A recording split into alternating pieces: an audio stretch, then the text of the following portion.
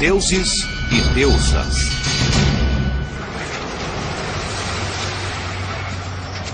Atenas, Grécia.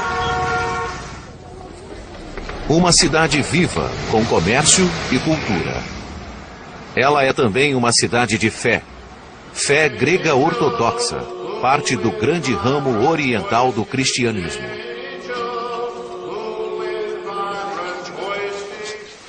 Mas já existiu um outro mundo aqui, do qual restam apenas fragmentos torturantes.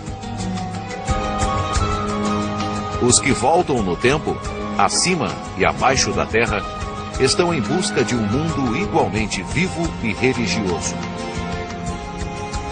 O mundo da Grécia Antiga.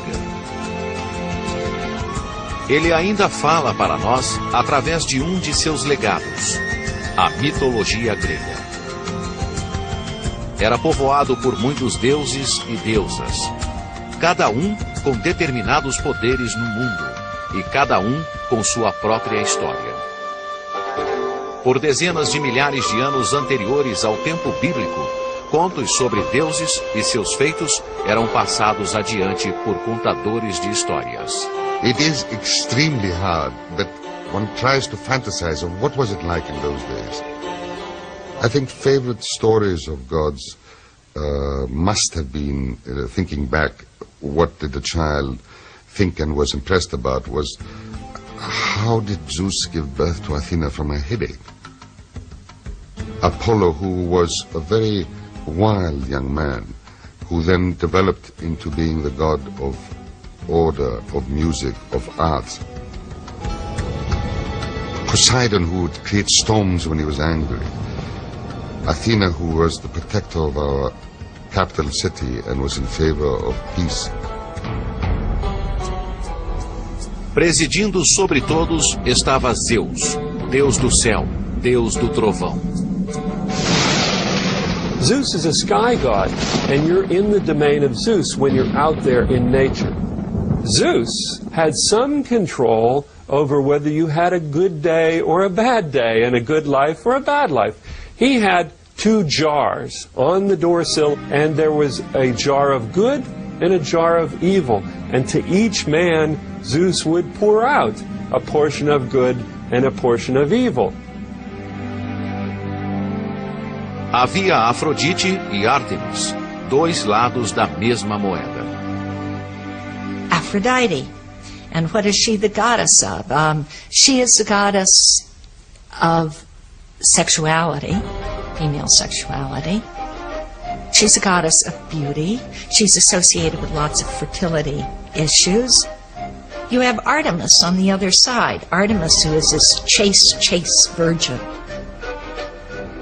E Apolo, que como todos os deuses e deusas da Grécia Antiga, tinha mais de um poder. He is the organizer, the civilizer.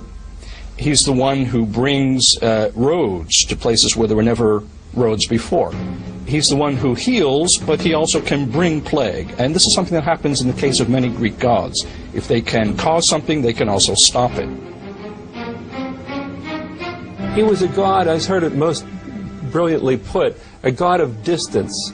And therefore, he would deal with people not face to face and hand to hand. He was better at shooting his bow and killing people from a very far off distance. And therefore, his loves, perhaps, are best kept at a distance too.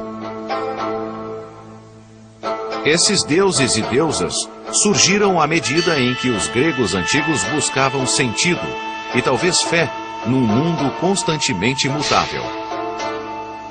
Suas histórias foram adornadas e modificadas através dos tempos, conforme diferentes civilizações entravam em contato com a Grécia Antiga. Greece has been inhabited since about 70,000 BCE, and there were invasions of people from the Middle East and from the north, and each invasion led to not another set of divinities, but further layers of divinity added to the existing divinities. So Greek gods are a real amalgam of multiple cultures of the Middle East mostly. The Greek gods were of such diversity that they are unlike many of the other gods from around the Mediterranean because they incorporated elements of a lot of different peoples around them. And they don't clearly match a lot of the other peoples, say, in Celtic or Italian religions. Essas histórias foram sendo passadas através da tradição oral, mas por volta de 750 a.C. foram reunidas, organizadas e escritas. Apesar de pesquisadores debaterem se um ou vários autores estiveram envolvidos nessa proeza, a crença popular é de que foi apenas um: Homero. As far as we know, the real crystallization of Greek mythology was around the time of Homer, 750 BC. And with Homer, we find the creation of Greek mythology and the creation of the gods.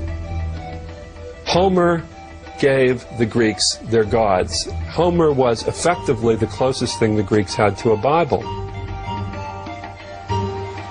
No começo, Homero nos conta, havia oceano, um espírito em forma de um grande, circular e infinito rio, correndo eternamente de volta a si mesmo. Havia também uma outra presença, Tétis, às vezes chamada de a primeira mãe.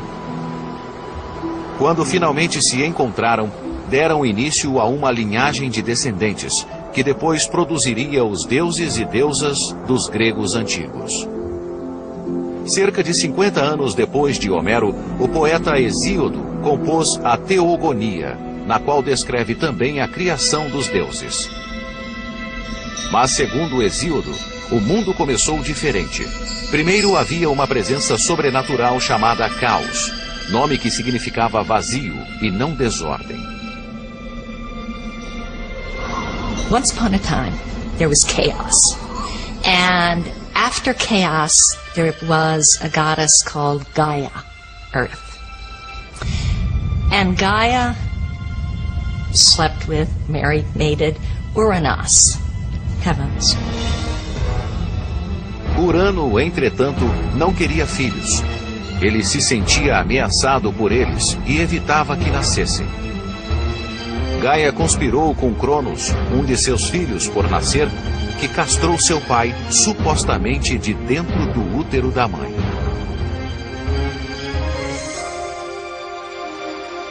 Os genitais feridos de Urano caíram no mar, de onde emergiu uma surpreendente entidade, Afrodite, deusa do amor. Essas histórias constituem o que é conhecido como mitologia grega, derivada da palavra grega mitos. Ela implica algo falso. Mas para os gregos antigos, essas histórias eram uma questão de fé. Elas ajudavam a explicar como e por que o mundo funciona dessa forma. Interestingly, love and war, or violence and sex, are deeply connected in Greek mythology, and not only in Greek mythology, but in a number of mythologies. Why are these two things deeply connected? I think that the ancient peoples, and certainly the Greeks, felt that deeply passionate feelings were somehow connected in the human mind and in the human emotions. That is, great desires and great fears or great hatreds were somehow linked. Nesse sentido, as histórias e personagens da mitologia grega tinham um emprego real na vida. A história da criação de Hesíodo conta como Cronos liberta seus irmãos e irmãs do ventre de Gaia. Esses seres ficariam conhecidos como titãs, nascidos só depois de seu pai ter sido castrado. O tema do conflito entre pai e filho continua, pois Cronos mataria então seus próprios filhos. Cronos married Rhea. Every time Rhea gave birth, he'd swallow the children. Rhea desperately wanted to have some children, and so she took one baby, Zeus, when he was born, and wrapped him up and hid him in a cave in Crete to be raised, and gave Cronos a stone wrapped up in swaddling clothes that he swallowed so that he thought he was swallowing the baby. Well, Zeus grew up, came, attacked his father, and all the children emerged. And those were the beginnings of the Olympian gods. Zeus recupera a pedra com a qual sua mãe enganou seu pai. Ela pode ser vista ainda hoje no templo sagrado de Delfos. There's always a kind of inherent conflict and tension between fathers and sons. Greece has been, really until this century, a subsistence economy. And so if you have a small farm, the father is in charge of that. The son, even the first son, is not going to get any kind of rights until the father moves on, retires or dies. What is the concern there? There's a real concern, obviously, about issues of succession and power. Depois de Zeus resgatar seus irmãos e irmãs de seu pai, ele se apoderou do Monte Olimpo. Dessa fortaleza, eles lutaram para controlar o mundo contra seu pai, suas tias e tios, todos eles titãs. Finalmente, os deuses e deusas do Olimpo prevaleceram. Aceitaram Zeus, que era também Deus do céu, como seu rei. Mas os seres humanos ainda teriam que aparecer em cena. A seguir, a perturbadora e provocante chegada da humanidade no mundo.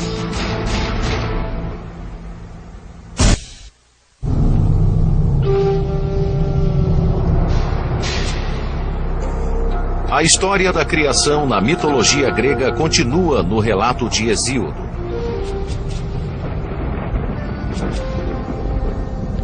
Gerações de deuses permanecem lutando entre si antes da chegada da humanidade no cosmos. I think it says something very interesting about a culture, whether it considers its formative moments to be ones of conflict or ones of sort of unified production, peaceful production. I am overwhelmed each time I study or teach a course that deals with Greek mythology, how persistent these conflicts are. Depois de triunfar sobre os titãs, o grande deus Zeus se casa com Metis, ela mesma uma titã e, portanto, sua tia. Posteriormente, eles têm uma filha, que irrompe adulta e armada de sua testa. Ela é Atena, deusa dos guerreiros. Outros deuses e deusas chegam ao mundo, cada um com diferentes funções. Todos eles, entretanto, têm uma coisa em comum: um atributo que os separa virtualmente de todas as outras divindades do mundo antigo. Suas imagens são humanas.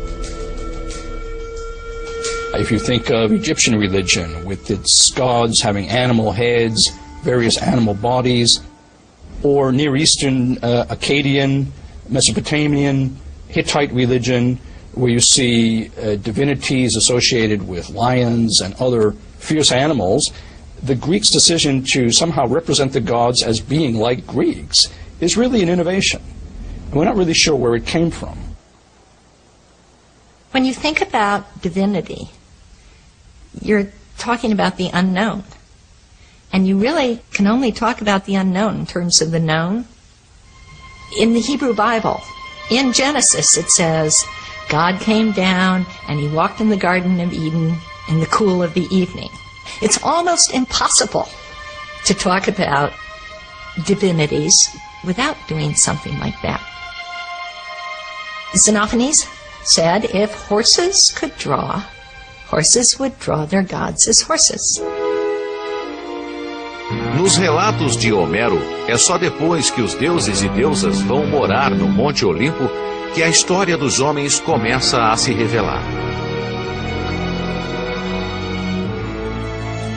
Os relatos judaico-cristãos sobre o começo do mundo culminam com a criação do homem por Deus, e o homem recebe o domínio sobre todas as outras criaturas na Terra.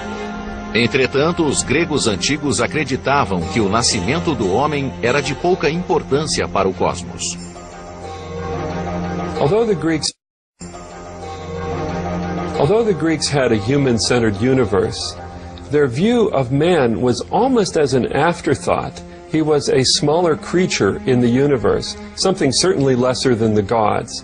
And therefore the creation of humans had to take a second or third place down the line in the Greek world of the cosmos and the Olympian deities. So why was the creation of man given such a small role in the creation of the universe? It could be that Greeks just assumed that human beings were always around, that human beings are in fact so important that there was never a stage when they didn't exist. It's still something of a mystery. I like to think that Greek myths reflects a certain understanding by the Greeks of humans' place in the world, that humans are not the center of things, that there's a whole wealth of the created world into which humans have to fit. This is a great contrast with a number of other cultures and belief systems. Assim como o surgimento dos deuses, a mitologia grega contém diferentes versões sobre a criação do homem. Em nenhuma delas, a humanidade tem um começo auspicioso.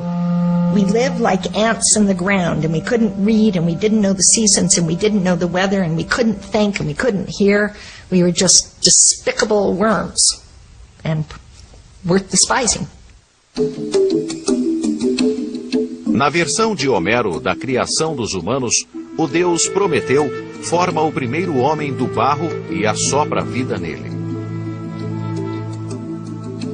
Em Hesíodo, Zeus criou progressivas raças de homens: ouro, prata, bronze e ferro.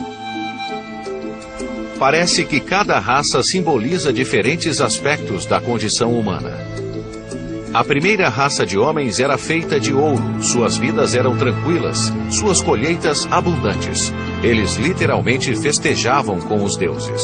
In the beginning, there was a golden age, and people lived on the earth, and all the crops grew of their own accord, and everybody was good, and everybody was just. And those people, after a while, just disappeared. A raça de ouro parece ter vivido uma existência perfeita, semelhante ao paraíso.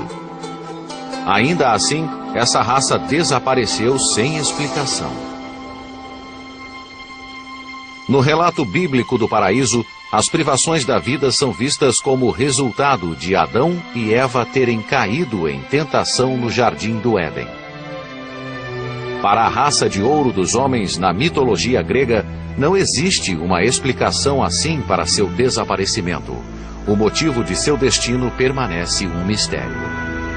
The Greek system, in which humans and their creation are not really a topic of concern, is so different from what you find in Genesis, where we have this focus on the creation of the first man. Of course, in Genesis, it's related to the further story, what happened after the first man and woman disobeyed God. In Greek myth, disobeying the gods is not such a big deal as it is in Genesis. So why doesn't Hesiod have an answer, or why doesn't Hesiod give an answer to why the golden race came to an end with the Judeo-Christian myth of the fall from the Garden of Eden? Because that clearly was the fault of Adam and Eve. And what that means is there is no really good explanation for why the world is so difficult now. Why humans can't have an easy time. Depois da extinção da raça de ouro, Zeus forja homens de prata. Mas essa raça não era muito evoluída.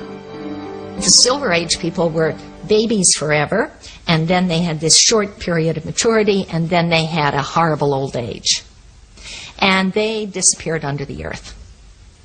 They were more arrogant and did not worship the gods sufficiently. Em seguida surgem os homens de bronze, que se exterminam através de guerras constantes. Posteriormente aparece a raça de homem que vive até hoje. São tidos como homens de ferro. So basically, this story of degeneration has moved to the present age, where actually it shows a balance in these various views of the important things in life for the Greeks, namely your attitudes to the gods and your attitudes towards warfare and fighting for your city-state, and how you can get along or not get along with each other. Curiosamente, todas essas histórias consideram apenas a criação de metade da raça humana, o homem. A mulher foi criada como uma aflição, uma punição, e tudo por causa de uma trapaça. The first woman was sent to the earth as a punishment to mankind. Now, this sounds incredibly misogynistic, and it was an incredibly misogynistic story on the part of Hesiod, who told this in 700 BC. But the story goes that one of the gods, Prometheus, tried to trick the master and king of all the cosmos, Zeus. Prometheus is a trickster god. He's a smart god. Prometheus means forethought. He killed a sheep, and he took the sheep, and he took all the good, wonderful meat, and he put it inside the disgusting belly. And he took all the bare bones, and he wrapped them up in the beautiful white shining fat, which is, of course, what burns in a sacrifice. And he presented these two bundles to Zeus, and he said, "You pick." Zeus sabia que estava sendo enganado por Prometeu, que representa a raça humana. Como vingança, Zeus pune o homem retirando o fogo dele. Prometeu responde roubando o fogo de volta e devolvendo-o para a humanidade. And by stealing and giving men this gift of fire, he was therefore punished indirectly by having a woman created who was given to human beings. Now, Zeus didn't just sort of give this evil thing, as he thought, to mankind. He called it a beautiful evil. She's one you can't do without. She's a kalon kakon in the terms of the Greek, a beautiful bad thing. And so Greek myth, Greek poetry likes to have it both ways. Women are beautiful. Women are something irresistible. At the same time, women make you work. And so they're a bad thing. I do think that throughout Greek mythology, you see a repeated emphasis on the threat that women pose. The threat they pose because of your need for them, the need to have children, and the very real fear of losing control because of desire. The overwhelming feminine sexuality threatens men. Zeus não dá qualquer mulher para os homens. Na verdade, dá a eles uma kalon kikon, um belo demônio. Seu nome é Pandora, e ela chega com um pote cheio de coisas ruins para lançar sobre a humanidade. A seguir, por que a esperança estava no pote de Pandora?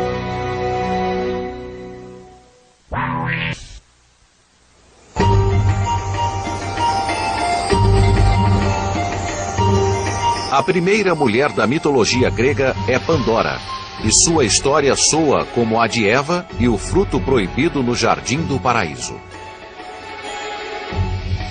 Tendo recebido um pote e ordens para não abri-lo, Pandora o abre mesmo assim, e todos os infortúnios do mundo escapam dele: a doença, a dor, o sofrimento, a desordem.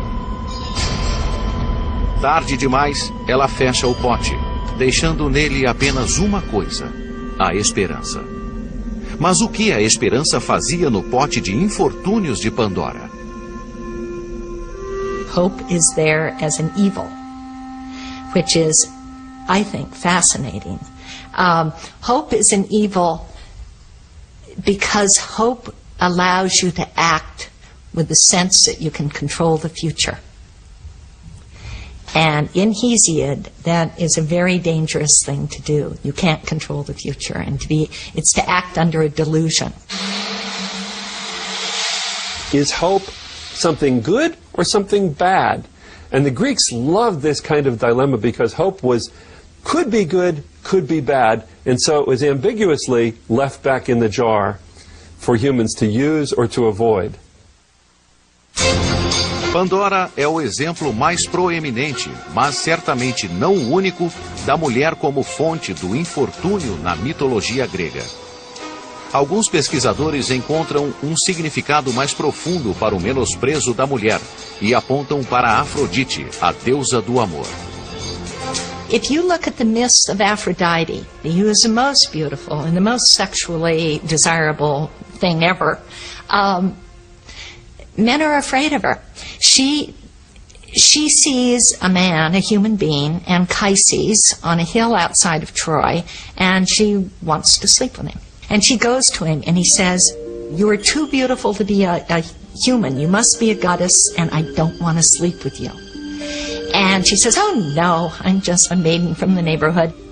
They go to bed together, and when he wakes up, she's become her goddess self, and he's terrified. He's terrified he's going to be emasculated, that he'll lose his strength. Em contraste, os gregos antigos acreditavam que Atena, uma deusa sem função sexual, era detentora de grande força. Athena is the protector. Athena is the warrior divinity who leads the just defense war. She is the city goddess and in many respects the most important divinity the Athenians have. And that might be true for many other cities where you have an Acropolis with the Temple of Athena on top. Dessa forma, o mundo dos deuses e deusas gregos não é apenas uma mera coleção de histórias, mas uma janela para uma antiga civilização, para seus pensamentos e seus valores. The kind of non-linear thinking that you see in myths, the sort of narratives that leap all around, that introduce strange creatures, look a lot like dreams. And so the question, I think, is whether Greek myths are somehow the collective unconsciousness of Greek civilization at an early period. Conscientemente ou não, os deuses eram muito presentes na vida cotidiana dos gregos antigos. In each of the mountains, in each of the plants, in each of the emotions they felt that there was a God in control behind this.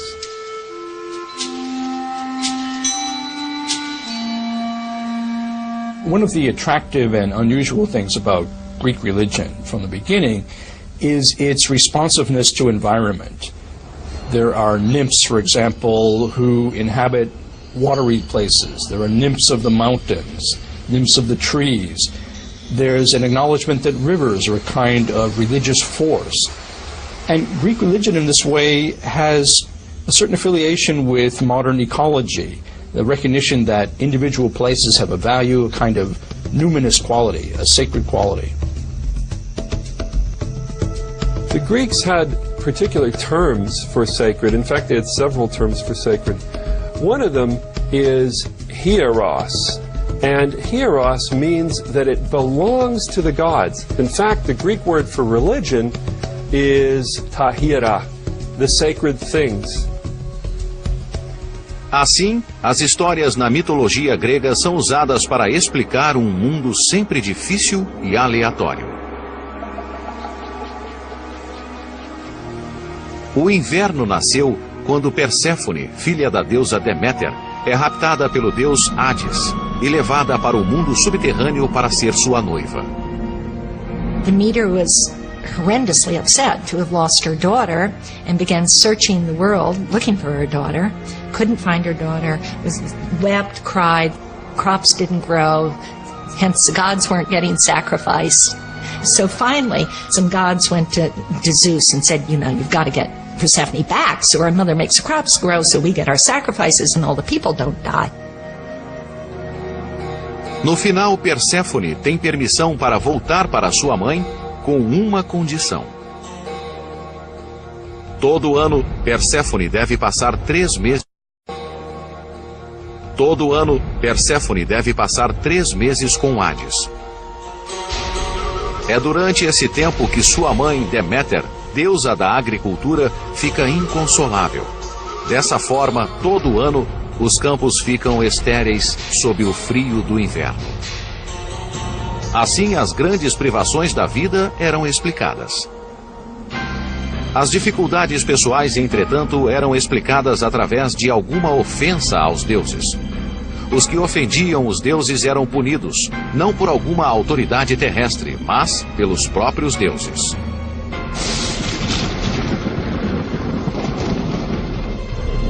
There's a Greek word, in fact, deidaimonia, which means fear of the gods or respect for the gods. And this was a positive thing. Life was felt to be fairly precarious, and you needed to do everything you could to get whatever powers ruled the world on your side to keep safe. Many of them lived one drought away from starvation, and you just didn't mess around with the world like that. One of the things I love about Greek myth is it never lets people off the hook. It never says, this happened because the gods made it happen. It's our fault if we can just understand why. It's sort of I think, a difficult world to exist in. Num mundo difícil, as pessoas sempre buscam um herói. Alguém que traga libertação de uma vida aparentemente cheia de adversidades. Alguns acreditam que a criança nascida de um deus grego e uma mãe humana prognosticou o surgimento de Cristo. Estaria isso destinado a acontecer? A seguir, duas das maiores figuras na mitologia grega e como elucidam a ideia de destino versus livre-arbítrio na Grécia Antiga.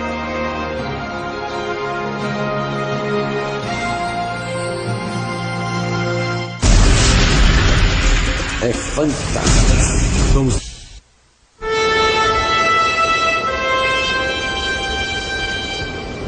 Uma das figuras mais famosas na mitologia grega pode ter ajudado a construir um caminho para um evento posterior crucial na história humana.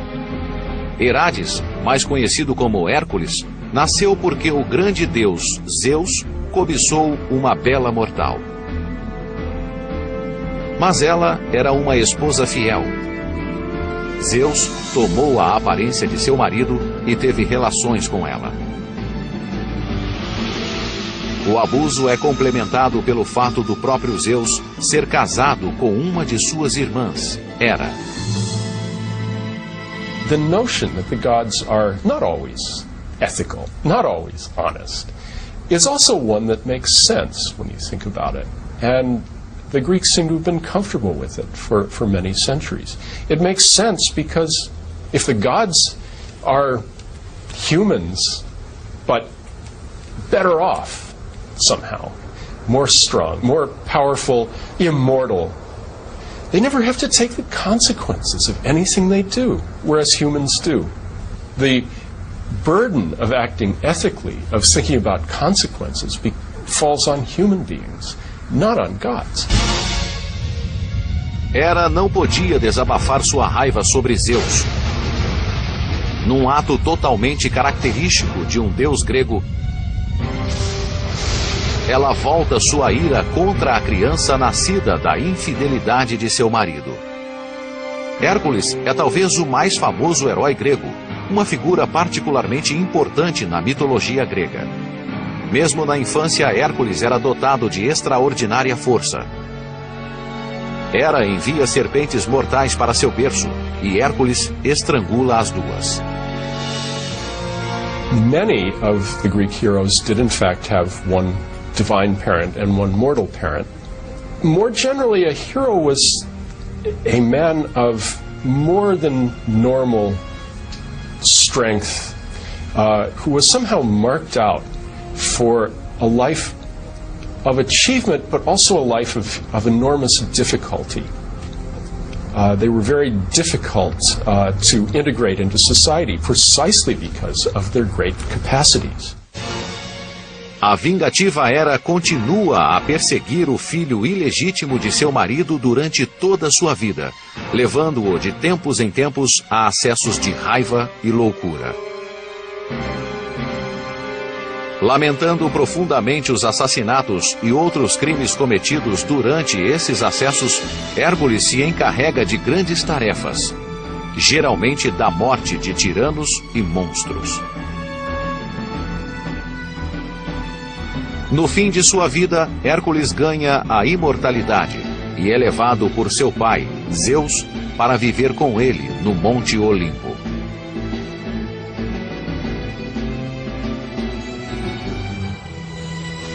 Assim sendo, a história de Hércules pode ter aberto caminho para o apóstolo Paulo, que levaria a palavra de uma nova fé para os gregos séculos depois. They had a story of a son of God, Heracles, who suffered and died and then went through an apotheosis, himself went up to Olympus. And so the story of another son of God who suffered and died and went to heaven would not be all that unfamiliar. In the same way, the notion that a God could take on human form and look exactly like one of us was completely acceptable to a pagan Greek audience. And so early Christianity proceeded in Greece and struck roots in Greece quite easily. Not quite a Christ figure, but elements of that, because it was someone who through toil and suffering and labor and loyalty achieved divinity. Mesmo Hércules sendo o único, ele é apenas um dos muitos heróis que andaram entre os gregos. Há também Aquiles e Ulisses, grandes guerreiros da Guerra de Troia. E Teseu, cujos feitos incluem ter matado o aterrador Minotauro, a criatura que banqueteava com a carne de jovens gregos. Mas os heróis não precisavam descender dos deuses, e nem eram necessariamente heróicos nos padrões atuais. Para os gregos antigos, um herói era alguém que rompia os elos com a vida comum a despeito das consequências. It's not necessary that a hero be descended from a god or a goddess. It's not necessary that a hero even do something good in life. And so achievement is more doing something extraordinary and being recognized for it. Now, the extraordinary thing that a hero could do could even be killing a number of the enemy or killing people in his own community in such a strange fashion that the gods have to be consulted. So the heroes are dangerous, unusual individuals, extraordinary but not necessarily extraordinarily good. Heroes really are a projection of what it is to be human on a large scale. They really focus both the great potential of human beings at their best and also the vulnerabilities of humans. Outro herói improvável foi Édipo, que matou seu pai e desposou a mãe. Tendo cumprido seu destino terrível, Édipo arranca seus olhos e busca a redenção. É uma história para adultos que fala sobre o lado negro dos sentimentos entre pais e filhos. I think there definitely was a thread of Greek culture and of Greek mythology which was interested in the conflict between father and son. Obviously, Sigmund Freud saw this and picked up on it in the story of the Oedipus and the Oedipus complex.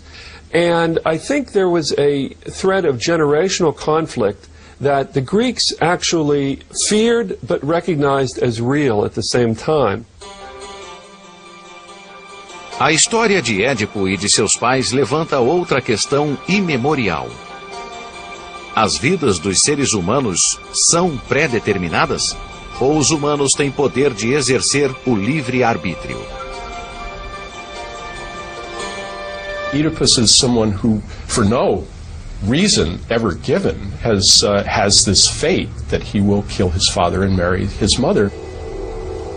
When Oedipus has realized that he is not the son of the king of Corinth, as he thought he was, he says, I count myself the child of chance. And by chance, he means something very random. There is no plan. By the end of the play, it's turned out that everything he has ever done has fit into a plan. And that if he is the child of chance, it's chance in the sense that closely allied to fate. He, Oedipus, the man, made choices. When he learned he was going to kill his father and marry his mother, he fled his home, not knowing he was adopted. And of course meets his father on the road and kills him and arrives in the city and marries his mother.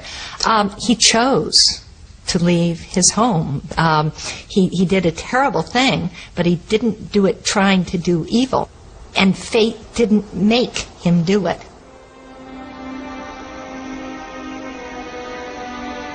A questão do destino pessoal versus o papel do livre-arbítrio era de tamanha importância para os gregos antigos que eles personificaram o destino na forma de 3 deusas. When you read the poetry of Homer, it seems that it goes 2 ways. On the one hand, the Fates are a group of 3 women, Clotho, Lachesis, and Atropos.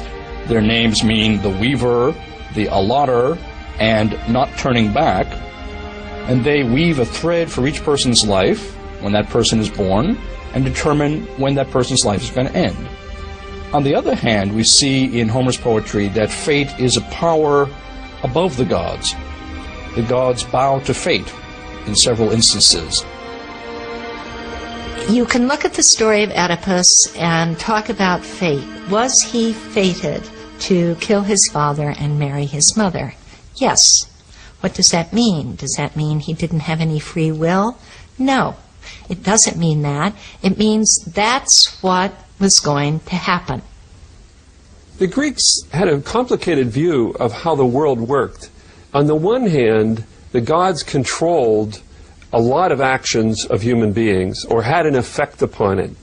But yet, the humans also could control their own individual destinies and call a lot of the shots.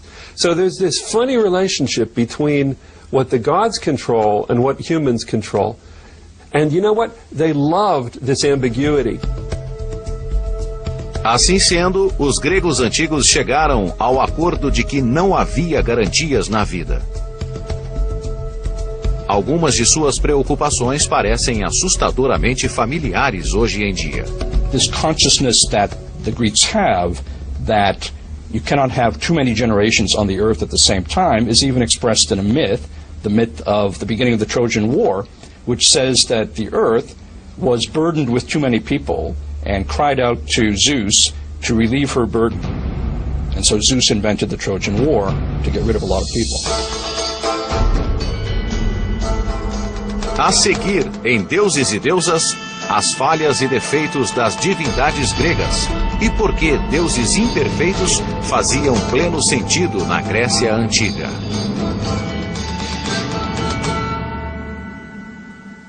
O que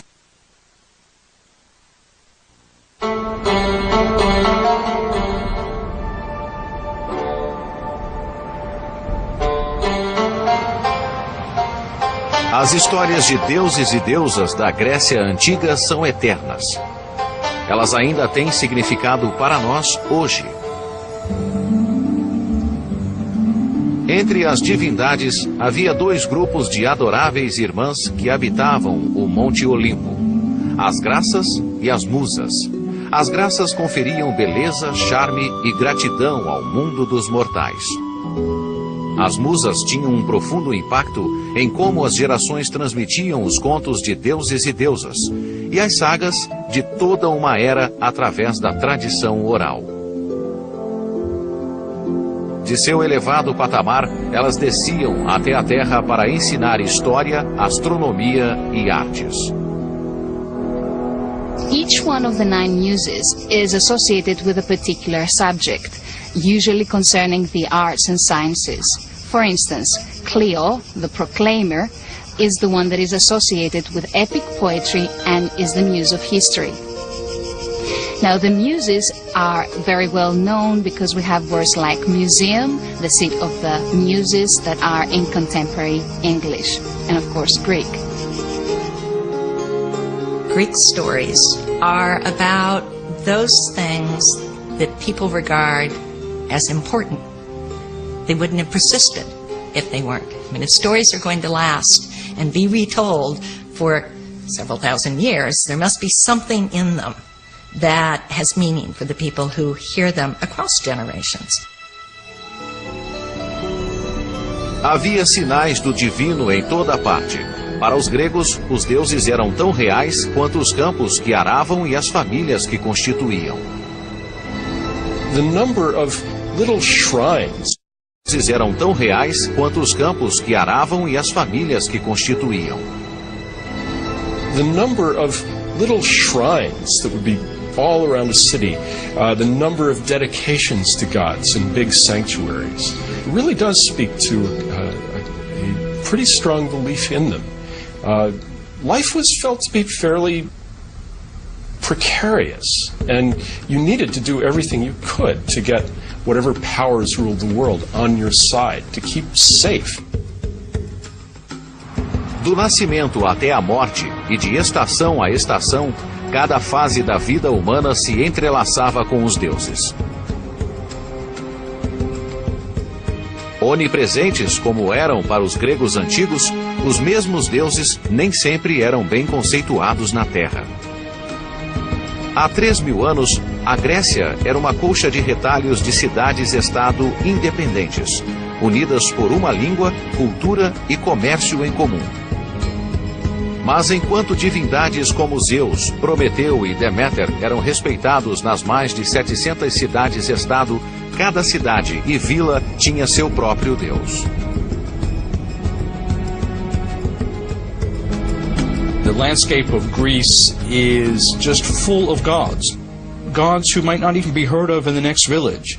Every little stream, every spring of fresh water, something you come to appreciate in the dusty Greek climate, has its own divinity. The hills divided up village from village and people from people. So each village was encouraged to have its own favorite gods and its own favorite heroes. And I think that, in terms of the natural layout of the land, was very important in the formation of myth and of their religion. Os deuses eram muitos, assim como suas funções. Hermes era o protetor dos rebanhos e criações de animais domesticados. Hera era a deusa do casamento e da maternidade. Eros prevalecia sobre as questões do amor. Hefesto era o deus do fogo e da metalurgia. Poseidon reinava sobre o mar.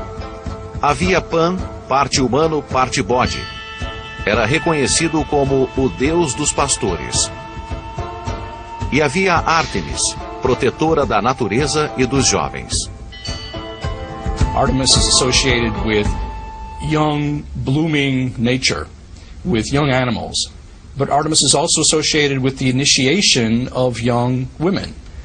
So there's a continuum in Greek thinking between what happens in the natural world and what happens in what we would identify as a very different human social sphere. To Greek mythological thinking, these are all part of the same phenomenon. And that's why Artemis can be the huntress, the one who's associated with the wild, but also the one who tames young girls. De todas as divindades que influenciavam a vida humana, Deméter era uma das mais importantes. Celebrada uma vez a cada 5 anos, era a deusa dos cereais e das colheitas.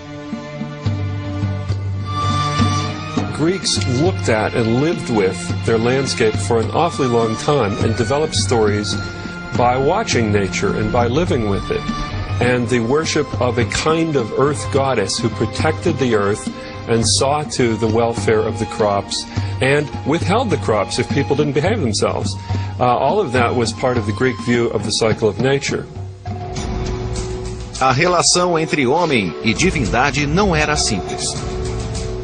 Mas apesar de não ser uma aliança fácil, apesar dos deuses serem poderosos e imortais, eles não estavam livres do questionamento humano. Os gregos antigos criticavam com frequência o comportamento imoral dos deuses. They could act in excess. Each one had passions, had made mistakes, but the immortals had to respect their own boundaries. This is the main difference between gods and mortals. Gods could do anything they liked, do as they please. Mortals had to refrain from excess. Greek gods and goddesses are facets of what could become of a deadly passion.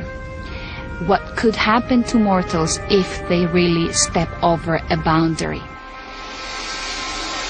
Now, we might think of criticizing the gods as a kind of blasphemy, but in fact, it reinforces the notion that the gods do exist.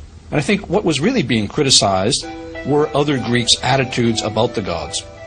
Something that's very hard for us to understand is that the Greeks could play with their notions of gods. Superiores aos humanos, sobre os quais tinham influência, os deuses eram, entretanto, sujeitos às mesmas paixões, falhas e fraquezas dos mortais. Eles conheciam o amor, o desespero e a tragédia. Tinham a forma humana e eram vulneráveis a ferimentos e doenças. Mas, diferente das pessoas, eles saravam rapidamente. Of course, they weren't just humans, they were different from humans in many ways. They, first of all, obviously never died. Secondly, they had incredible powers of strength and knowledge. But the reason why they're in human form is that the Greeks had tremendous pride in the human form. The Greeks had such high value for the perfection of human intelligence and physicality that they could not imagine a more perfect form to attribute to the gods. This notion that the gods are humans plus seems to have answered a very deep need in the Greeks. It's a sort of fantasy of overcoming all the weaknesses that make us humans what we are. Os deuses também estavam sujeitos a leis semelhantes às que regiam a humanidade. Hermes era o guardião dos viajantes. Quando desimpediu um caminho matando um monstro de 100 olhos chamado Argus, teve que ser julgado pelo seu feito. Well, he's a god, but he's polluted. And so he had to stand trial. And the way the gods all cast their votes was by putting a stone at his foot, which made a stone heap, which is called a herm. Apesar dos deuses não serem perfeitos, não eram poderes com os quais se podia brincar. What you did need to do was be careful not to offend the gods. Not to set yourself up as the gods' equal, not to be arrogant in that way, because that was inviting disaster, not from any other humans, but from the gods themselves. There's the story of Salmonos, who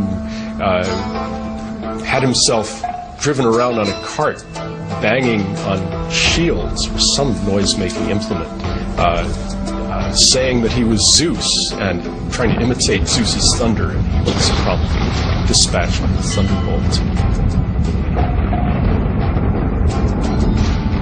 I think everybody believed that somebody really powerful had to be in charge of lightning, and the obvious candidate was Zeus. Zeus was a weather god, primarily.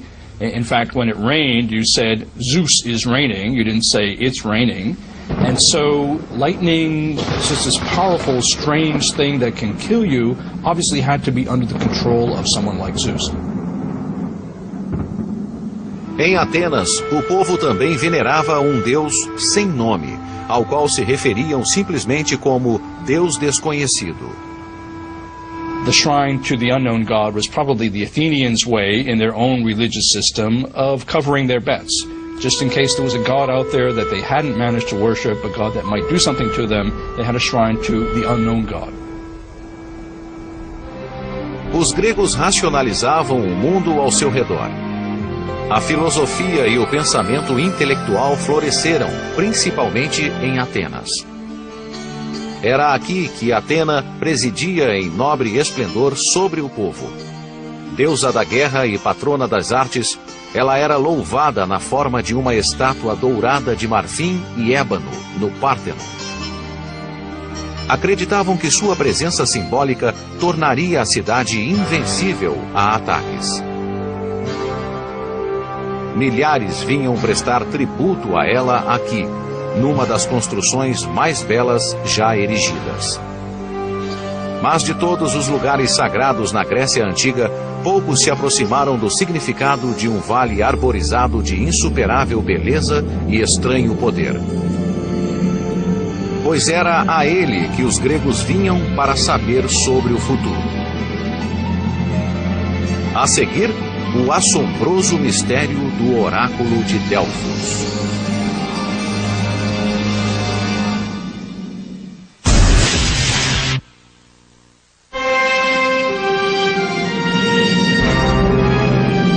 Esse é o Olimpo.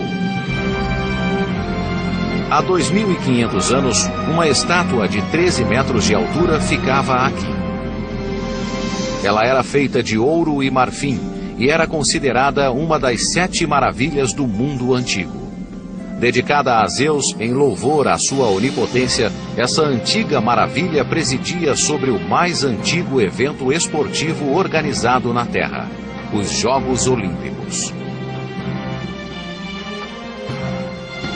Every 4 years, the Greeks from all over the Greek world and the islands and Italy would come to Olympia to celebrate this festival. Restrito unicamente aos homens, inclusive os espectadores, atletas nus competiam por uma coroa e pela glória sob um sol escaldante em 5 modalidades: salto em distância, arremesso de disco, arremesso de dardo, luta livre e corrida dos 100 metros. Apesar do objetivo dos Jogos ser a vitória, a intenção era prestar culto. According to one scholar, David Sansone, he believed that the athletic event is an expenditure of ritual energy for the gods. And in fact, one way of showing this is that what the athletes did was sweat. And they sweat and they had dirt on them and they had olive oil on them. And after they finished competing, they cleaned off the scum from their skin using a strigil. And they actually collected the scum from the athletes, which was thought to have magical properties. And in a sense, they were reaping the product of human energy and having this as a magical potion that the gods would honor. Assim eram as Olimpíadas. E desde então, em todo o mundo, vencer um evento olímpico é um feito sem comparações. When I had the luck to win the Olympic Games and come first, my country hadn't had a first place in any Olympics for over 50 years. All this was very exciting for a young person. You know, the idea that you get onto the podium, your achievement is honored only by a medal and nothing else. You hear the national anthem of your country, you see the Greek flag going up. These things remain in your mind, and I've often said that that is the greatest feeling in my life, other than getting engaged to my wife. Outro lugar central para os gregos antigos era Delfos. Místico e misterioso, Delfos talvez seja mais conhecido como o lugar onde residia um famoso oráculo.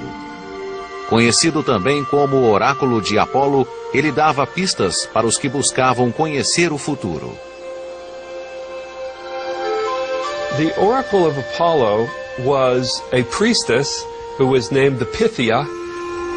People would come from all over the known world to seek the advice of this priestess for important questions, often affairs of state, political questions, and direction. Infelizmente, o oráculo falava em uma língua que ninguém entendia. Suas afirmações sobre o futuro tinham que ser traduzidas por um profeta, mas mesmo assim suas profecias eram sempre obscuras. There's one famous ambiguous answer in which a great king asks the oracle, "Should I go to war?" And the oracle says, "If you go to war, you will destroy a great kingdom." And so the guy goes to war, and of course his kingdom is the great one destroyed, and he should have read that the right way. The oracle always gives you a kind of question in return, a puzzle, an enigma that you have to answer. Humans are born, and they grow up and they make a choice to do this and to do that. At any point in their life, they could go to Delphi and hear an oracle like, beware of the sea because it will kill you. And you spend your whole life avoiding the sea so that you won't get killed. Then one day, you're in an aquarium and a tank bursts and you drowned in this seawater, in this saltwater aquarium, or something more sensible than that. Did fate point in their life they could go to Delphi and hear an oracle like, beware of the sea because it will kill you. And you spend your whole life avoiding the sea so that you won't get killed. Then one day, you're in an aquarium and a tank bursts and you drowned in this seawater, in this saltwater aquarium, or something more sensible than that. Did fate make that happen? No. It's just that God knew the future and could say that it was going to happen. Delfos era também o lugar onde reinava um filho de Zeus. Seu nome era Apolo. Além de reinar sobre Delfos, Apolo tinha outras responsabilidades. Era o deus associado à sexualidade e ao amor. Ironicamente, o próprio Apolo nunca foi conhecido como um grande amante. Apollo is beautiful. He's the most beautiful male, as Aphrodite is the most beautiful female. He is the best athlete. He is a beautiful singer. He is strong and a marvelous archer. He's your perfect human being, your perfect male. And he has this sad, sad life. He falls in love over and over and over, and none of the women want him. And he attempted to rape girls at certain occasions in his life. He's really a god, I think, of distance and rationality more than a god of love. Talvez a mais trágica das escapadelas românticas de Apolo tenha sido o seu amor por Cassandra, filha do rei de Troia. Como a mitologia grega iria ver, o trágico caso de Apolo e Cassandra teria um impacto direto no curso da história. He falls in love with Cassandra, who's a princess in Troy, and he says, you know, I'll give you the gift of prophecy if you will sleep with me. And she says, okay, and he does, and then she rejects him, and he makes it so that no one will ever believe any of her prophecies. E assim, segundo Homero, uma briga aparentemente sem importância de amantes teria depois um papel fundamental numa das batalhas clássicas do mundo antigo, a Guerra de Troia. The Greek stories of Homer told of a glorious day in which all the Greeks actually did one thing together. They did an expedition, and they fought the Trojans. Segundo Homero, o conflito começou quando Paris, filho do rei de Troia, raptou a bela filha de um rei grego. Furioso com o rapto, o rei e seu irmão reúnem todos os líderes do mundo grego para empreender um ataque a Troia. Durante 10 longos anos, eles mantêm um cerco à cidade, mas sem resultados. Troia era uma fortaleza, mas não era impenetrável. Então, um general grego chamado Odisseu veio com um plano que ecoaria através da história. Ele sugeriu que os gregos construíssem um enorme cavalo de madeira e fingissem deixar Troia como se o cavalo fosse um tributo de sua partida. Mas Helena, a princesa grega que havia então se apaixonado por seu raptor, conhecia bem o seu povo e suspeitou de uma armadilha. Helen, who went and imitated the voices of many wives of the companions of the Greeks and walked around the Trojan horse, hoping that some of them might hear the voices of their wives and really cry out. Odysseus was the one that restrained his companions from revealing themselves. Assim, a tragédia aguardava os troianos insuspeitos. O cavalo é levado para dentro dos muros da cidade. Mas eles têm ainda mais uma chance quando Cassandra, a troiana que rejeitou as investidas do deus Apolo, tentou avisar seus companheiros cidadãos.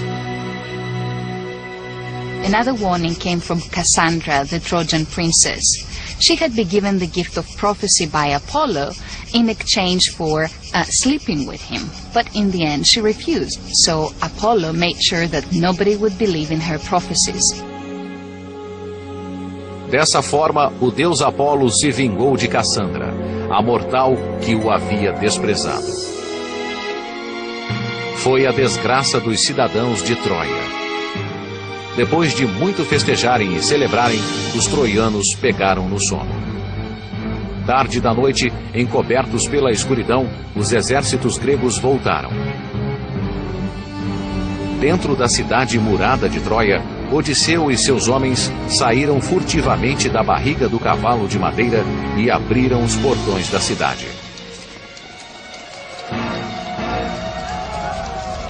Os gregos irromperam pelos portões abertos e devastaram a cidade.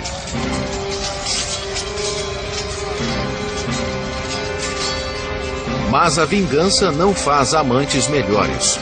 Apolo continuaria sendo um fracasso nos assuntos do coração. Contrastando totalmente com Apolo na área dos romances, havia outro deus que presidia sobre Delfos: Dionísio. Dionysus, on the other hand, is a guy you'd expect to have a lot of luck with the ladies. He's a god who is a god of the vines, he's a god of wine, he's a god of vegetation, he's a god of the sea. So he's a god who's been described as a god of the fluid element, a god of fluidity. And I think that's an excellent description because he's a god who can induce madness on the individual. Your mind can turn to a fluid mush if you're under the influence of Dionysus, whether it's through drink or through some religious ecstasy. Strong emotion is Dionysus. Formal expression is Apollo. Of course, that idea, which is as well known as the division between classical and romantic, is no longer valid. Yet, the idea of relating Apollo and Dionysus was one that was quite pertinent in antiquity. During the 3 winter months at Delphi that Apollo was absent, Dionysus replaced him. Dionysus is the god of civic disorder, but also the god of imperial democracy, whereas Apollo is the god of civic order. Assim sendo, como era geralmente o caso dos deuses da Grécia Antiga, a história tem uma moral. Nesse caso, a lição reside no próprio contraste entre Apolo e Dionísio. Dionysus is a god who is worshipped by women and is worshipped in the countryside and leads women out of their homes, away from their looms, to the tops of mountains where they dance all night and carry torches, and men drank a lot. We think about Apollo as the god of reason, as the god of order. On his temple at Delphi, there are all these things. It says, nothing too much, made in a gun, nothing too much, moderation in all things. Enquanto os deuses amavam, batalhavam e imperavam sobre a terra e os céus, debaixo das planícies férteis e das paisagens ensolaradas da Grécia Antiga, havia um outro domínio, um lugar escuro e de mau augúrio. A seguir, o aterrador destino das almas mortas na Grécia Antiga, o mundo subterrâneo.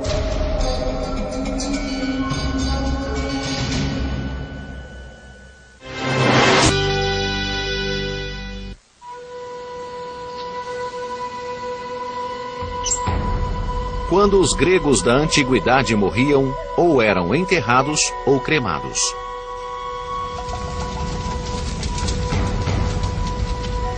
Depois da morte, havia o mundo subterrâneo, uma espécie de existência sombria, onde não havia vida após a morte consciente. Ninguém ia para o céu. Ele era de domínio exclusivo dos deuses.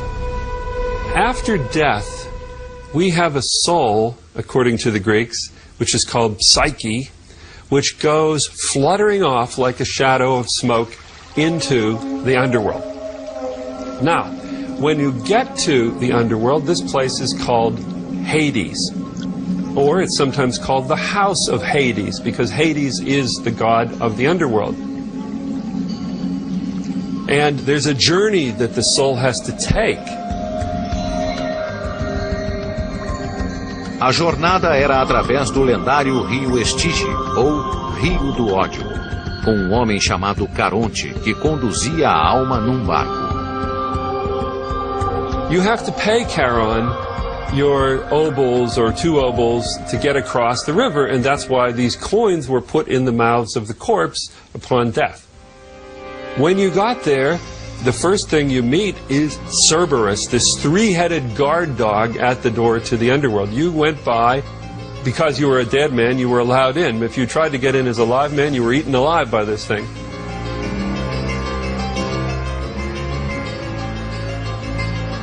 No relato de Homero, o Hades é um lugar austero e aterrador. É tão deserto que não existe nenhum templo para Hades. O mundo subterrâneo é descrito como um lugar onde o espírito humano sofre uma eternidade de sonhos vazios. Hades is terrible and inexorable, but he is not the punisher of souls like Satan in Christianity. Psyche in Greek means breath, comes from a verb psychein, which is to breathe. Now, when someone dies, he no longer breathes. Psyche has really been translated as soul. Now, psyches in the underworld have no consciousness. Havia 2 níveis para o mundo subterrâneo. O primeiro, chamado Érebo, era para onde a alma humana ia logo após a morte.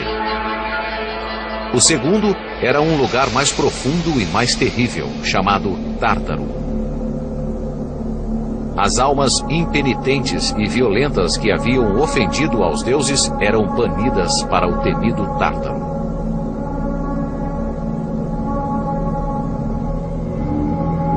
One of the most famous characters who was put into Tartarus was a fellow named Tantalus.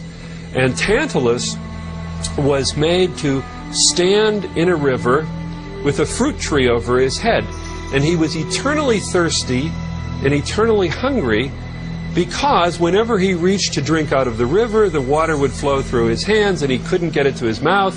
And when he reached for the fruit of the tree over his head, it would always move just out of reach. And so he was eternally tantalized, as we have the word from it now.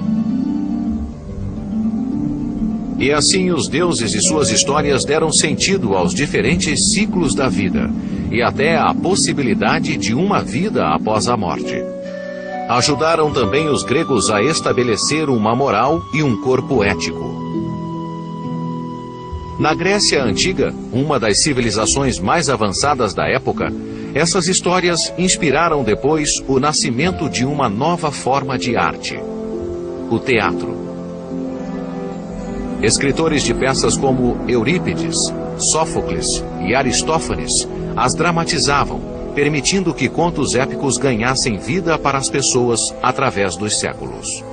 The relation of literature to myth and religious belief among the Greeks is a very complicated one. You have to remember that for them, literature, poetry especially, was not the preserve of an educated elite. It was not even originally meant to be read.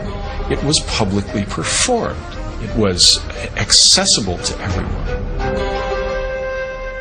They had various kinds of performances. They had oral poetry, choral dancing, drama, but they would never think of it as something like one category, and especially they would never think of reading this material. You had it performed. and therefore it's much more deeply embedded in the local culture. It's not something that only a few people do, read these works. It's something that everybody hears and sees. Alguns dos primeiros autores escreveram suas peças e poemas em torno de temas críticos sobre os deuses, algo que os filósofos condenavam veementemente. Plato's criticism of traditional literature and of the stories in them. Alguns dos primeiros autores escreveram suas peças e poemas em torno de temas críticos sobre os deuses, algo que os filósofos condenavam veementemente. Plato's criticism of traditional literature and of the stories in them was that the gods essentially didn't act like gods. I think Plato especially was very uncomfortable with that because of his own notion of what a god ought to be. You can see some of the same critique in Euripides, in his tragedies, his sense that, gods shouldn't really act the way that a lot of the myths he's treating dramatically show them. Certainly when you look at a drama like the Ion, in which Apollo is represented as a rapist, you begin to question the value of a god like that. Alguns filósofos acreditavam que a redenção era a moral da história. No final da peça, a mulher que tinha sido estuprada se torna a mãe do filho de Apolo, Íon. Ele cresce para se tornar o líder da cidade-estado de Atenas. Muitas das peças refletiam o lado mais tempestuoso da natureza humana no comportamento com os deuses. Sexualidade e assuntos do coração eram controlados por Afrodite, a deusa da beleza, do amor e da fertilidade. Assim como Apolo, Afrodite teve uma vida turbulenta. Aphrodite was connected with warfare through her union, her affair with Ares, the god of war. And they were two famous lovers. Aphrodite wasn't actually married to Ares. She was married to Hephaestus, or Vulcan, the god of the forge. But she had this flaming affair with Ares, the war god. And the question is, why are these two always getting together? It's the fury of their mutual passions which made them two gods that were beyond the control of all the other gods. And as the saying goes, that every lover is a soldier on a campaign. Os primeiros escritos gregos transmitiam lições da vida cotidiana. Mesmo assim, algumas obras refletiam uma atitude ostensiva e sexista em relação à mulher. Um exemplo disso é a história de Hipólito. He despised women, he despised female sexuality, he was chaste, pure. We'd send him to a psychiatrist, but pure as the snow. His stepmother's nurse, handmaid, went to Hippolytus and told Hippolytus that his stepmother was in love with him. Hippolytus was appalled. He was horrified. When Greek men got together at the drinking parties, at the symposia, we know that they told stories, that they produced poetry, which made fun of women. In early Greek culture, women were seen as consumers of men's effort. The man had to farm, the woman simply consumed the effort, stayed at home, cooked, and was always on the man's back. And there's a strong misogynistic strain in Greek literature all the way through the 5th and the 4th century. Então, grandes dramas e comédias eram representados em teatros gregos. Com um elenco masculino fazendo tanto papéis de deuses como de deusas, dos homens mortais e das mulheres. Mas os gregos não foram os únicos entusiasmados pelas histórias de divindades e heróis. Outros também estavam alertas. No Ocidente, além do Mediterrâneo, um grande e novo império estava nascendo. A seguir, a sombra da poderosa Roma cai sobre a Grécia Antiga.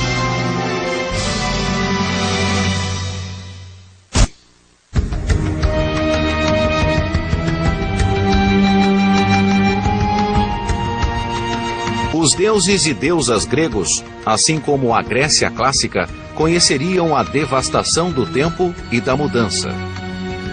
Como divindades em ação, eles iriam depois deslizar para as brumas da história.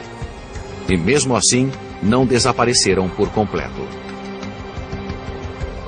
Even though they're not part of our religion, we still need these stories. They're wonderful, rich, richly suggestive tales about how the world works and what we are as human beings. Generation after generation of modern students love and are fascinated by these myths. And I think that springs from something we all have in us, which is a desire to make stories, a need to understand the world by making stories about it. A mitologia grega transcendeu os séculos, chegando até nós não só através de grandes poetas e escritores de peças, mas através de condutos de muitas outras culturas.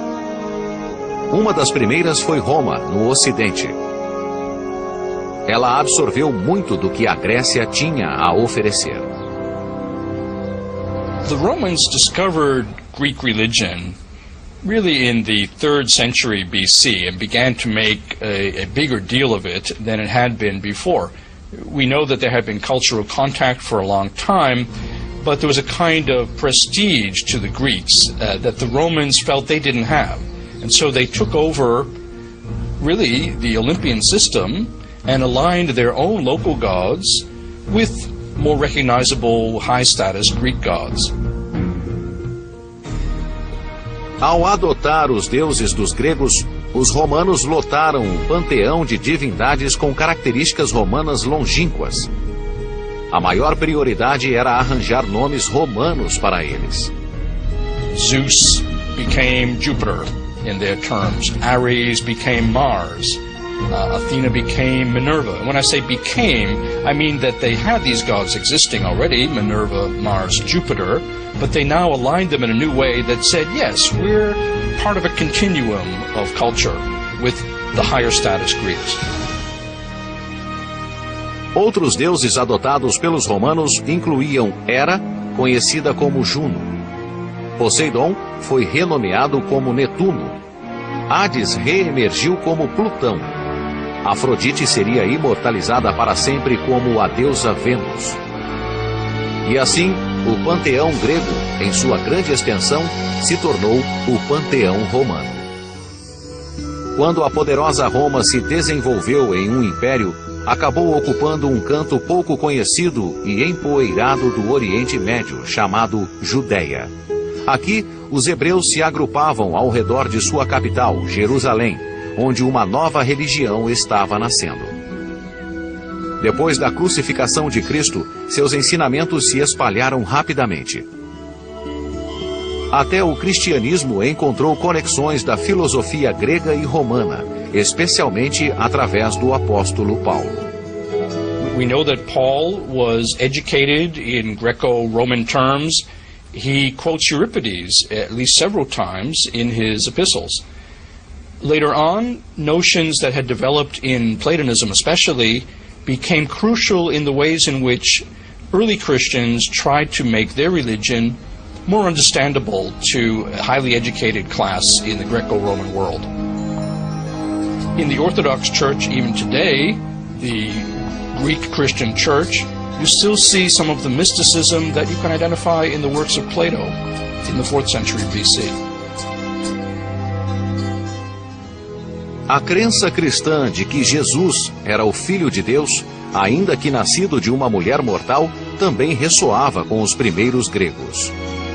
Because Greek religion was completely comfortable with the notion of gods interacting with human women, I think it helped in the spread of Christianity at an early period that a narrative like that was at its core. And so we'll never know cause and effect, and I certainly don't want to attribute early Christianity wholly to the Greeks, but it helped that the groundwork was laid.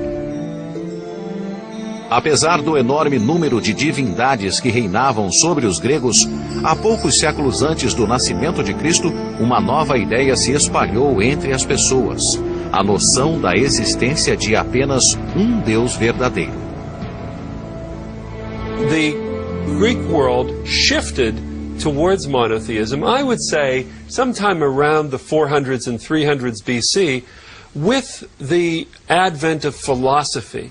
And philosophers like Plato and Aristotle, who were skeptical of the Greek religion, the way it was written in mythology, but they did believe in some supreme force, some supreme, all-good, all-knowing kind of power.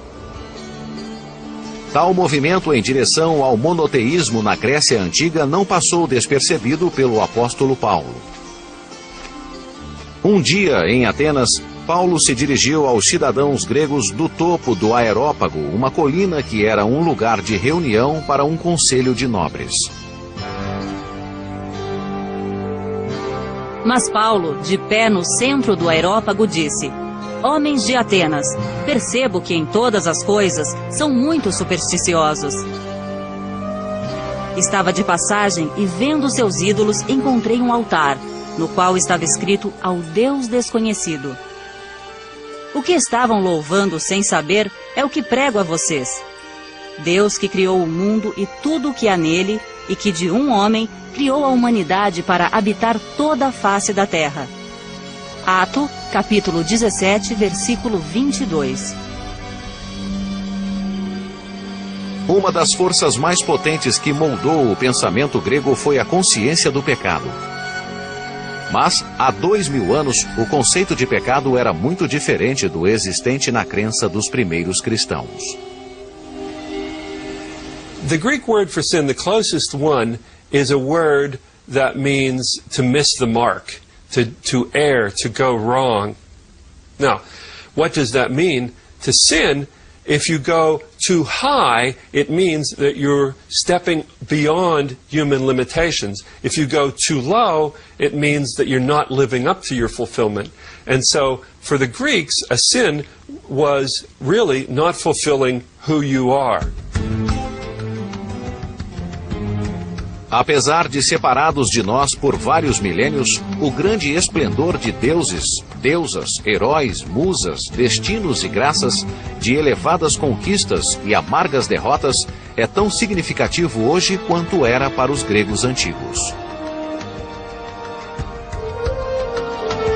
The interesting thing about the Greeks at that period who venerated these gods, that they gave to the gods the attitude also of human beings. There was the fighting, there was the jealousy, there was the adultery, there was the happiness, there was the truth, there was the peace. There were all the things that were going on in everyday's life of the human beings was also associated with the gods. And I think that is part of the reason why these things have survived all these centuries in the minds of people and identified in the way the Greeks think even today. The Greek myths is a whole body of narratives. Say something very complicated about the world. They speak to a kind of optimism and a kind of pessimism at the same time. Greek myth as a whole really does tell us through a lot of exemplary stories, a lot of different things about the nature of reality, the nature of life, what's important, what we ought to care about. One of the major lessons is that to read any of these stories, which are timeless treatments of big human questions of personal morality versus the morality of the state and laws that are imposed, and how do you negotiate these very difficult questions of the best behavior as a citizen in the state, those are addressed by Greek myths and by Greek legends. And you are left with this feeling that we don't know really what these gods are or who they are. But you know, we know there's some force out there. There's some huge force that's controlling our lives, and that we have to keep an open mind to what that force is doing. That's why the Greeks can speak across 3,000 years of history and tell us some questions, if not the answers, to some of the most perturbing eternal questions in the world. Existiu um outro mundo aqui outrora, e os deuses, deusas e pessoas que nele viveram ainda assombram a paisagem. Suas histórias ainda viajam através do tempo. Outro mundo aqui outrora, e os deuses, deusas e pessoas que nele viveram ainda assombram a paisagem. Suas histórias ainda viajam através do tempo. Enquanto as pessoas buscarem uma compreensão mais profunda de si mesmas e de seu mundo, a Grécia Antiga viverá. Todos vocês, deuses deste lugar grandioso, garantam-me que serei belo no interior da minha alma. E garantam que todas as minhas posses externas estejam em harmonia pacífica com o meu interior, com o meu eu. Platão.